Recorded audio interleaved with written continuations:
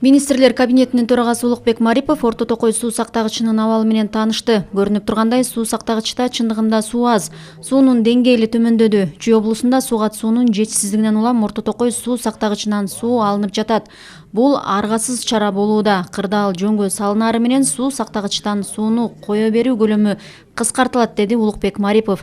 Суу сактагычтын абалы менен таанышууда министрлер кабинетинин башчысы бир катар маселелерди көтөрдү.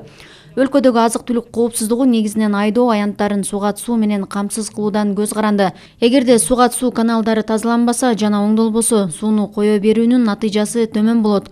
Суу талааларга жетпей калат. Бул маселе жылдан жылга курчай берет. Сууга байланыштуу маселелерди чечүү үчүн сууга болгон тарифтерди кароо, жергиликтүү суу пайдалануучулар ассоциациясынын жоопкерчилиги сыяктуу комплекстүү мамиле керектелет. Эгерде бул ассоциациялар айыл өкмөтүнүн балансында болсо, анда каражаттар жергиликтүү казынага түшүп, дыйкандар жергиликтүү бийликтен тийиштүү суунун көлөмүн талап кыла алат.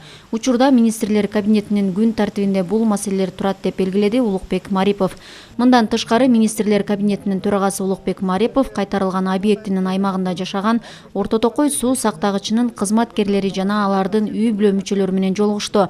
Мындагы жашоо шартты ыңгайлуу деп айтууга болбойт. Муну эске алуу менен суу сактагычтын кызматкерлеринин айлык акысын жогорулатуу маселесин кароо зарыл.